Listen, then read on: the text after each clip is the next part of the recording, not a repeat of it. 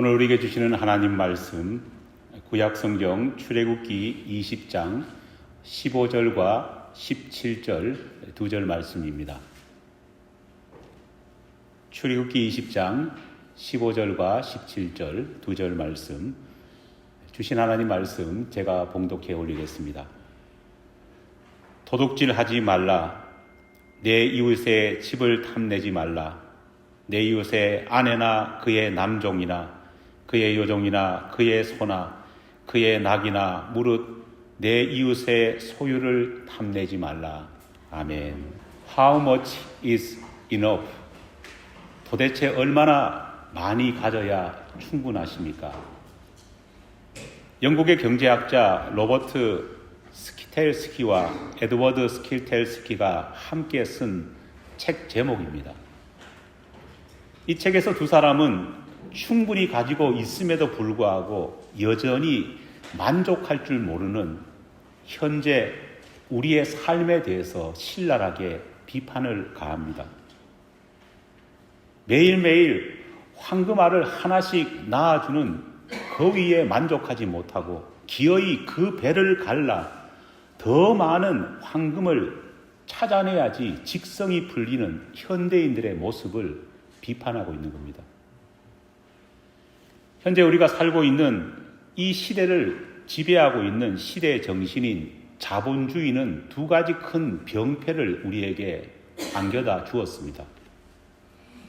그 첫 번째가 충분하지 않다는 불안감을 모든 사람들에게 주고 있습니다. 이만하면 충분하다는 생각 자체를 빼앗아 버립니다. 모든 사람들이 여전히 부족하다고 생각하면서 불안해하고 있습니다. 여전히 부족하다. 이 생각을 가득 가지고 있다 보니까요. 어느 시대보다도 오늘 이 시대를 살아가는 사람들은 스스로를 불행하다 그렇게 여기고 있습니다. 성경은 자족하라는 말씀을 우리에게 하고 있지만 실제 우리들은 전혀 다른 방향으로 내달리고 있는 것입니다. 또 다른 하나가 조금만 더라는 생각에서 우리를 벗어나지 못하게 하고 있습니다. 여러분, 하나님께서는 우리 모두에게 각자 서로 다른 정신적인 용량과 육체적인 한계점을 주셨습니다. 저의 정신적인 역량과 저의 육체적인 한계점과 여러분과는 차이가 있습니다. 그래서 성경을 보면은 우리 모두는 받은 달란트가 각기 다 다르다 말합니다. 신체적인 능력도 다 다릅니다. 하지만 하나님께서 정확하게 우리에게 주신 이 달란트와 신체적인 능력과 정신적인 한계를 우리는 인정하지 못하고 자꾸만 조금만 더를 외치면서 우리 자신을 갈아 넣다 보니까 오늘 우리 시대에 너무 많은 사람들이 정신적으로 육체적으로 스스로를 죽여가고 있습니다. 몸도 상하고 마음도 상하는 모습들을 우리는 많이 봅니다. 이런 상황 속에서 어떻게 항상 기뻐할 수 있겠습니까? 어떻게 범사에 모든 일에 감사할 수 있겠습니까? 도둑질하지 말라. 내 이외의 것들을 탐내지 말라. 도둑질과 탐심은 근본적으로 하나님께서 내게 주신 것이 충분하지 못하다고 생각하고 하나님이 주신 것에 대해서 의심할 때에 만족하지 못해서 발생하는 죄입니다. 지금 내게 주신 하나님의 은혜와 축복이 내게 가장 적절하고 내게 가장 충분하다고 믿는다면요, 그런 사람은 결코 남의 떡이 더 커 보이지 않을 겁니다. 그런 사람은 남의 것을 내 것으로 만들기 위해서 범죄하지 않을 겁니다. 도둑질하지 말라. 내 이웃의 것들을 탐내지 말라.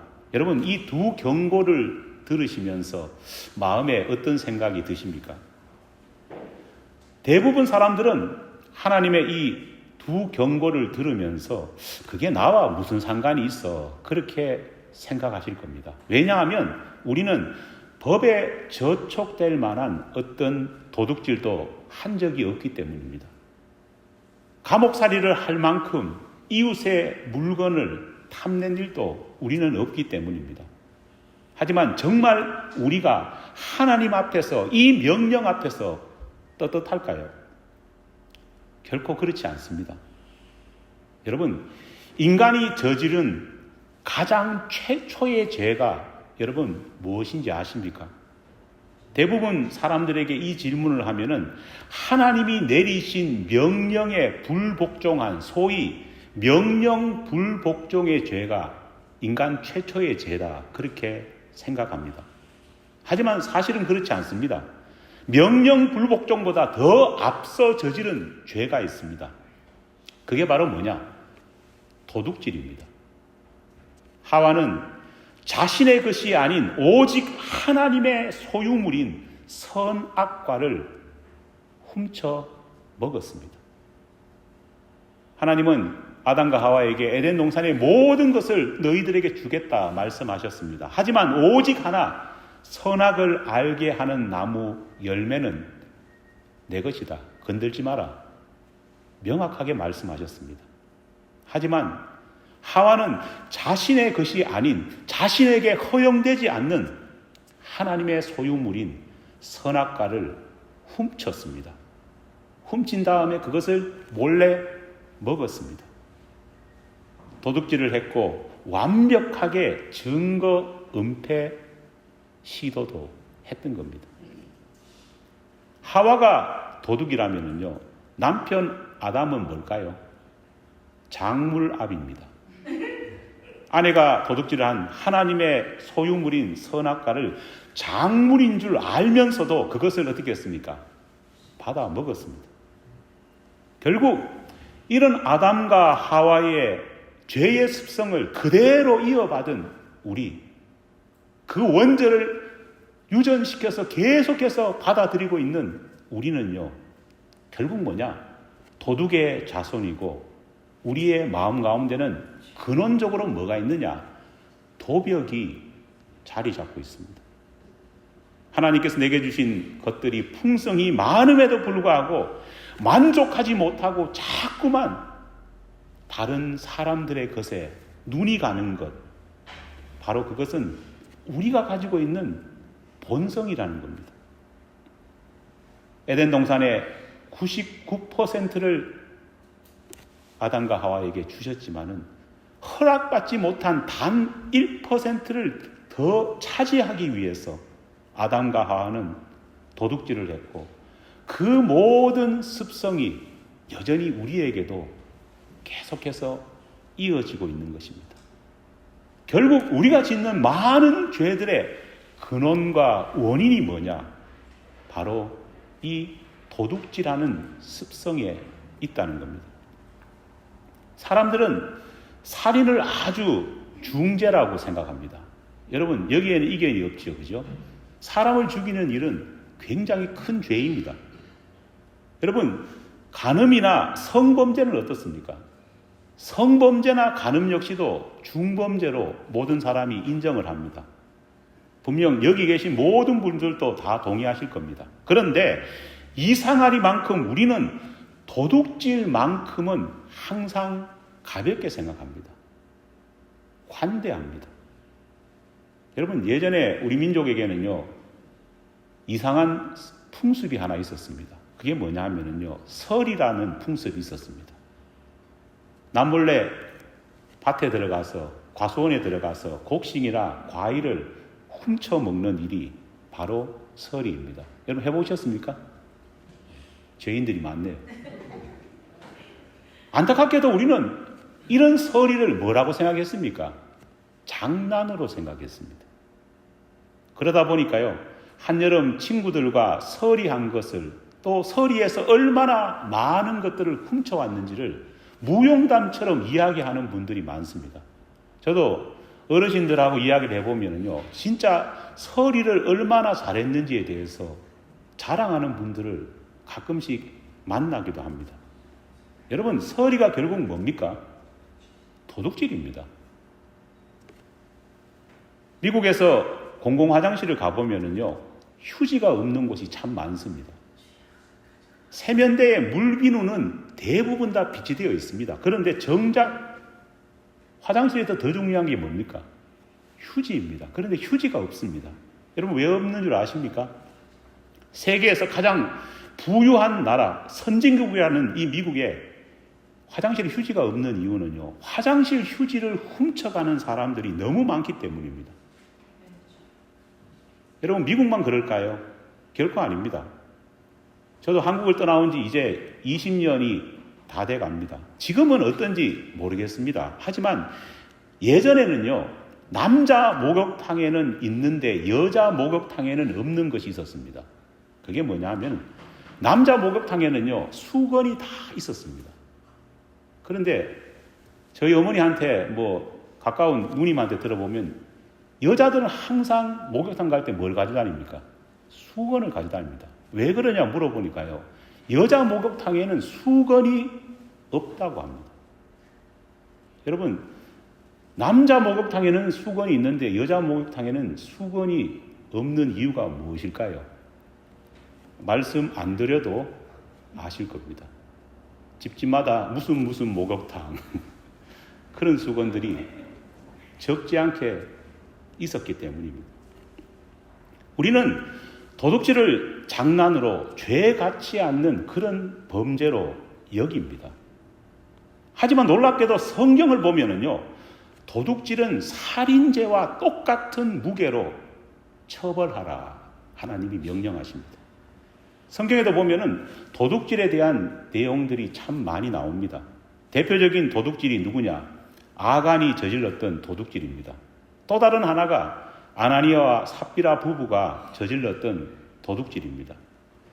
주목해 볼 것은 이 도둑질에 대해서 하나님이 어떤 형벌, 어떤 심판을 그들에게 한결같이 내리셨냐는 겁니다. 충격적이게도 하나님께서는 도둑질한 이 사람들을 모두 어떻게 하셨습니까? 죽이셨습니다. 사람을 죽인 자들에게 사형시켜라 말씀하신 그 하나님이 도둑질한 사람에게도 그대로 그 형량을 적용하신 겁니다. 그들 모두는 자신이 훔친 작물을 사용해 보지도 못하고 자기 목숨마저 잃어버렸습니다. 왜 하나님께서는 도둑질에 대해서 왜 이렇게 과도할 정도로 심판하셨을까요?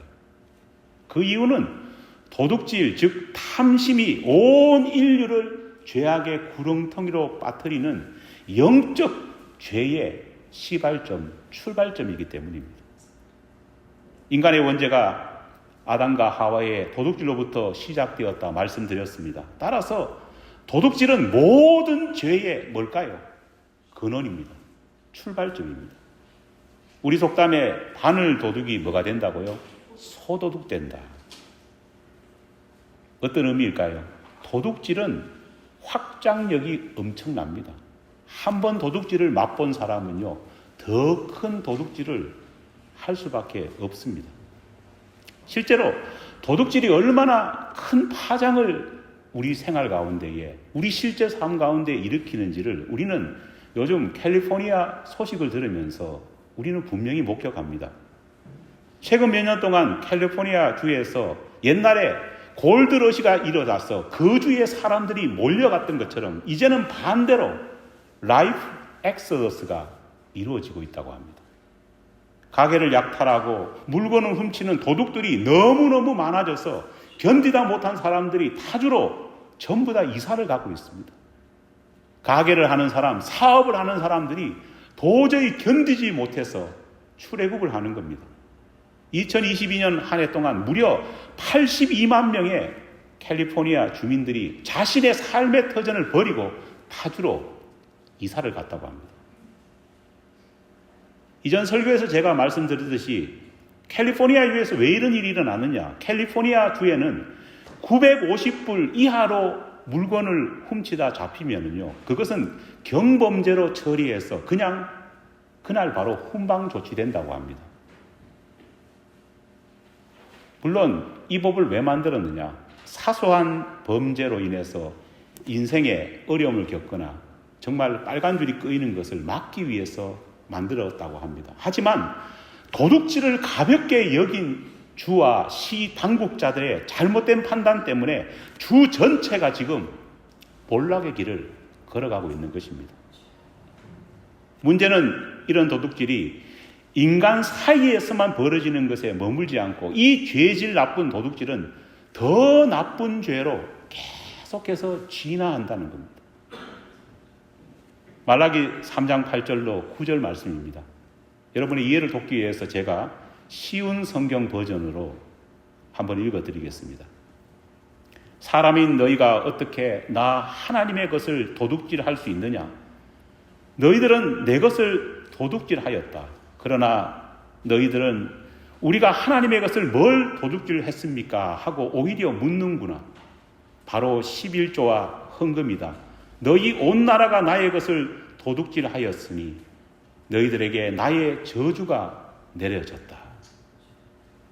말라기 선지자를 통해서 하나님이 친히 말씀하신 것입니다. 여러분, 우리말 성경을 그냥 읽어보면요, 하나님의 마음을 충분히 다 느낄 수는 없습니다. 그러나 이 본문을 히브리어 원문 성경으로 읽어보면요, 하나님의 감정을 훨씬 더 깊이 느낄 수 있습니다. 원문 성경을 읽어보면 어떤 마음이 느껴지느냐? 하나님께서는 이스라엘 백성을 향해서 너무너무 기막혀 하십니다. 너무너무 어이없어 하신다는 겁니다. 사람인 너희가 어떻게 하나님인 나의 것을 도둑질할 수 있느냐? 여러분, 말라기 선지자가 활동했던 그 시대는요, 정말 때거리가 없는 헐벗고 굶주렸던 그런 시대가 아닙니다. 정말 초급 모피하는 그런 시대라면요, 그래도 동정이라도 할 수 있을 정도입니다. 그 시대가 정말 절망이 가득한 시대였다면요, 어떻게든 우리는 그 시대 사람들을 이해해 보려고 노력할 수도 있습니다. 하지만 그 시대는 그런 시대가 아니었습니다. 비록 이스라엘 나라가 망해서 아직까지 회복되지 못하고 있었지만은요, 말라기 선지자가 활동하던 그 시대는 이전 시대보다는 훨씬 더 나아지는 그런 시대였습니다. 사람들의 마음 가운데는 새 희망이 넘쳤습니다. 모처럼 경제도 회복되었습니다.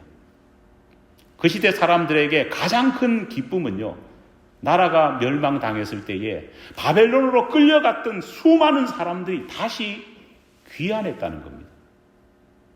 그리웠던 사람들이 다시금 돌아와서 만나게 되니까 얼마나 좋겠습니까? 여러분, 오늘 우리 상황만 봐도 그렇지 않습니까? 지난주 예배 때는 참 많은 분들이 결석해서 교회가 어땠습니까? 썰렁했습니다. 하지만 오늘 많은 분들이 다시 교회로 돌아와서 보고 싶었던 얼굴을 다시 만나니까 어떻습니까? 너무 좋습니다. 말라기 시대가 바로 그런 시대였습니다. 오랫동안 민족을 이끌 지도자, 민족의 어른들이 없었습니다. 그런데 그 시대는 한꺼번에 3명의 위대한 리더들이 돌아와서 민족의 장래를 걱정하고 민족의 비전을 나누었습니다. 스룹바벨과 에스라와 느헤미야가 함께 모여서 나라와 민족과 백성들을 위해서 기도하고 그들을 이끌었습니다. 새로운 이스라엘, 새로운 하나님의 나라가 다시 시작되었음을 선포했고 우리 같이 의기투합해보자 그렇게 말했습니다. 이 말을 들은 수많은 사람들이 하나님 앞에 회개했습니다. 실제 그 회개는 자신의 실제 삶 속에서 구현되었습니다. 여러분, 성경 읽으면서 우리 알고 있지 않습니까? 정말 회개운동이 일어났을 때에 이스라엘 백성들 그 공동체에 만연되어 있던 첩질이 중단되었습니다. 70년 동안 수많은 사람들이 자기 아내 외에 첩들을 거느려 왔는데 이것이 말씀을 들어보니까 잘못되었구나 생각한 그들은 첩들을 다 집으로 돌려보냈습니다. 이방인들과 결혼했던 이스라엘 사람 역시도 이방인 배우자를 집으로 돌려보냈습니다. 회개운동이 얼마나 뜨겁고 강하게 역사했던지 음식을 먹지 않는 것은 물론 물조차 마지 않고 금식하는 기도운동이 곳곳에서 일어났습니다. 그런데 이처럼 강력한 회개 운동이 일어났음에도 불구하고 쉽게 해결되지 않는 뿌리 깊은 죄악이 하나 있었습니다. 회개 운동이 무색할 만큼 단단하게 뿌리 박힌 그 죄가 무엇인지 아십니까? 바로 도둑질입니다. 저울을 속여 사람들을 속이는 상인들의 도둑질만큼은요, 바뀌지 않았습니다. 뇌물을 받고 재판을 굽게 하는 재판관들의 도둑질도 전혀 바뀌지 않았습니다. 심지어 하나님께 마땅히 드려야 할 하나님의 몫을 착복하는 그런 행태도 바뀌지 않았습니다. 왜 그럴까요? 자신에게 금전적인 손해가 끼쳐진다고 생각하는 그 일만은 결코 사람들이 회개하지 않기 때문입니다. 하나님께서는 이런 그들의 모습을 보면서요, 탄식하셨습니다. 말라기 1장 7절로 10절 말씀입니다. 좀 길지만 제가 읽어드립니다. 너희가 더러운 떡을 나의 제단에 드리고도 말하기를 우리가 어떻게 주를 더럽게 하였나이까 하는도다. 이는 너희가 여호와의 식탁은 경멸히 여길 것이라 말하기 때문이라. 만군의 여호와가 이르노라. 너희가 눈먼 희생제물을 바치는 것이 어찌 악하지 아니하며 저는 것 병든 것을 드리는 것이 어찌 악하지 아니하냐. 이제 그것을 너희 총독에게 드려보라. 그가 너희를 기뻐하겠으며 너를 받아주겠느냐. 만군의 여호와가 이르노라. 너희는 나 하나님께 은혜를 구하면서 우리를 불쌍히 여기소서 하여 보라. 너희가 이같이 행하였으니 내가 너희 중 하나인들 받겠느냐. 만군의 여호와가 이르노라. 너희가 내 제단 위에 헛되이 불사르지 못하게 하기 위하여 너희 중에 성전 문을 닫을 자가 있었으면 좋겠도다. 내가 너희를 기뻐하지 아니하며 너희가 손으로 드리는 것을 받지 아니하리라. 하나님께서 이스라엘 백성에게 하신 말씀입니다. 너희가 내 제단 위에 헛된 제물을 올려서 불사르지 못하게 하기 위해서 차라리 성전 문을 닫았으면 좋겠다. 그런 예물이라면, 그런 제물이라면 내가 받지 않겠다. 하나님께서 말씀하셨습니다. 여러분, 얼마나 하나님이 답답하셨으면 이런 말씀까지 하셨을까요? 그런데 놀라운 것은 하나님의 이 탄식 소리를 듣고 도벽에 물든, 도둑질에 물든 이스라엘 백성들이 어떤 반응을 보였냐는 것입니다. 하나님께서 성전 문을 잠그시겠다고 하시네. 잘 됐지 뭐. 예배 안 드리면 나도 편하지. 하나님께서 온전하지 않는 예물은 받지 않으시겠다고 하시네. 아싸! 그 참에 생활비 좀 아끼겠네.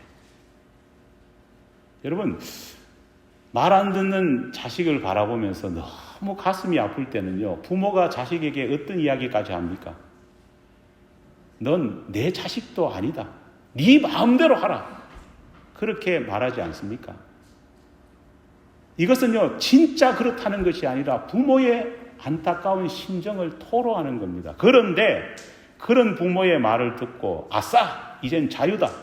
더 이상 자식이라고 하지 않으니까 더 이상 나의 삶에 간섭하지 마십시오. 이제 나는 자유입니다.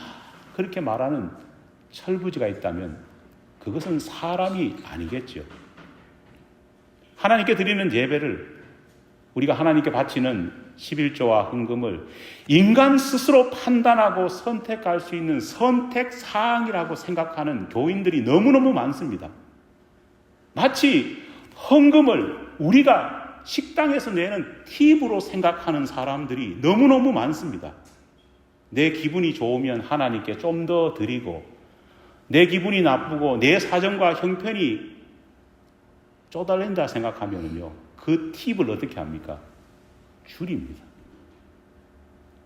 하나님의 기분이 어떨까요? 하지만 여러분, 예배나 헌금은 내가 판단하고 내 형편과 상황에 맞게 드릴 수 있는 나의 옵션이 아니라는 겁니다. 그것은 십계명을 포함해서 모든 율법과 하나님의 복음에 나오는 우리가 지키고 따라야 되는 하나님의 명령입니다. 만약 그것을 우리가 결정할 수 있고 우리가 선택할 수 있는 옵션으로 생각했다면요, 우리 기독교는요 2000년 동안 살아남지 못했을 겁니다.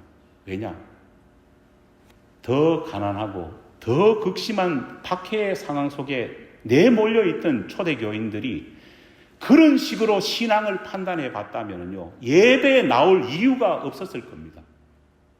교회를 살리기 위해서 봉헌하고 헌금할 여유가 없었습니다. 아마 그렇게 되었다면 초대교회는 유지될 수 없어서 몇 년 안에 문을 닫을 수밖에 없었을 겁니다. 하지만 초대교회는 사라지지 않았습니다. 오히려 시간이 갈수록 더 부흥했습니다. 왜일까요? 예배가, 헌금이 인간이 선택할 수 있는 옵션이 아니라 인간이 따라야 할 하나님의 절대적인 명령임을 초대교회 교인들은 믿고 따랐기 때문입니다. 설사 내가 죽는다고 할지라도 하나님이 예배하라고 하시니까 이 명령은 지키겠다. 설사 내 형편과 처지가 나쁘다고 할지라도 하나님이 10분의 1은 하나님의 것이라고 명령하셨으니까 나는 지키겠다. 그렇기 때문에 성경 읽어보면은 그 어려움 중에서도 모 교회인 예루살렘 교회가 어려움을 당했다는 소식을 들었을 때에 소아시아에 있던 그 많은 초대교회들이 십시일반 연보를 해서 그들을 도울 수 있었던 겁니다. 하나님께서도 내 형편 아시겠지. 하나님이 나를 그렇게도 사랑하시는데 이해하시겠지. 여러분, 그런 생각과 그런 말로 자기 욕심을 합리화시켜서는 안 됩니다. 내가 헌금 드리는데 부담 느끼시는 거 하나님이 아시겠지. 부담 느끼는 헌금은 좋지 않으니까 하나님께서 다 용서하시겠지. 여러분, 그렇지 않습니다. 그런 생각은 하나님의 이해 아래 있는 것이 아니라 하나님의 심판 아래 벌써 있다는 것을 기억해야 합니다. 우리가 키우는 자녀들을 봐도 그렇습니다. 아이들은요, 우리 가정에 우리 부모의 진짜 하나님이 누구인지를요 명확하게 압니다. 우리가 물질에 대해서 전전긍긍하고 물질보다 하나님을 더 낮게 여기면요 아이들은요 본능적으로 우리 부모님의 하나님, 우리 집안의 하나님은 누굴까요? 돈이라는 사실을 명확하게 깨닫습니다. 물질을 넘어서서 하나님을 섬기는 보면은요, 우리 부모님은 물질이 아니라 하나님을 섬기는구나 안다는 겁니다. 잊지 마십시오. 저도 여러분도 본질적으로 우리는 뭐라고요? 도둑놈의 후예들입니다. 천성적으로 탐심이 있고 천성적으로 도벽이 있습니다. 사람의 것이든 하나님의 것이든 자꾸만 내 것으로 만들려는 그런 본능적인 마음이 우리에게도 있습니다. 저에게도 있고 여러분에게도 있습니다. 그런 본성이 있기 때문에 우리는 누구에게나 훔치려는 마음, 착복하려는 마음이 생길 때가 있습니다. 그럴 때 우리는 그 마음을 던져버려야 합니다. 도벽의 마음, 도둑의 마음이 스물스물 올라올 때에 믿음으로 그것을 꺾어버려야 합니다. 꺾지 않으면 그것에 넘어갈 수밖에 없습니다. 여러분, 이상한 것이 있습니다. 하나님의 것이나 이웃의 것이나 내가 마땅히 돌려주어야 되고 또 내가 마땅히 바쳐야 될 것을요, 바치지 않으면은 마음이 불안하고 막 좀 전전긍긍해야 되는데 이상하게도 도둑질을 하면 우리 마음은 어떻습니까? 너무너무 마음이 즐거워집니다. 왜 그러냐? 도둑질해서 얻는 이득의 달콤함이 있기 때문입니다. 그 달콤함을 우리는 이기지 못할 때가 많습니다. 내 양심은 항상 나를 향해서 그렇게 하면 안 되는데 말을 합니다. 그러나 내가 편취한 이득의 그 달콤함이 너무 크기 때문에 어떻습니까? 자꾸 거기로 빨려 들어간다는 겁니다. 하지만 이렇게 얻은 이익이 정말 좋을까요? 그렇지 않습니다. 오늘 말씀을 마치면서 예레미야 17장 11절을 통해서 도둑의 후예인 우리들을 향해 하나님이 주시는 준엄한 권면을 여러분과 함께 읽어보면서 설교를 마무리하려고 합니다. 벌써 배가 고프신 분도 많을 것 같습니다. 천천히 읽어보는데 특별히 이해를 돕기 위해서 쉬운 성경 버전으로 제가 준비해 왔습니다. 보이십니까? 같이 한번 읽어보겠습니다. 시작. 자고새가 직접 낳지 않은 알을 품듯이 정당하지 않게 재물을 얻고 사용하는 자는 그가 한창일 때 그것이 떠날 것이다.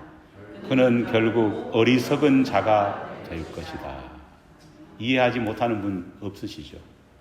여러분, 정당하지 않게 재물을 얻고 사용하는 자는 하나님은 항상 가장 잘 될 때에 그것을 잃어버리게 하십니다. 결국은 어리석은 자가 될 때가 너무너무 많고 분명한 길임을 알아야 합니다. 성경에 나오지 않습니까? 그 부자가 정말 쌓아놓을 곳이 없어서 창고와 광을 크게 지으면서 정말 어떻게 이걸 다 쓸까 고민하다가 결국은 가장 핵심적인 그날, 가장 봉우리 위에 올랐던 그날 하나님은 그를 데려가 버리시지 않습니까? 우리의 앞날, 우리의 장래는 우리가 알 수 없습니다. 오직 하나님을 바라보며 하나님의 명령을 지키는 저와 여러분이 되기를 간절히 축원합니다.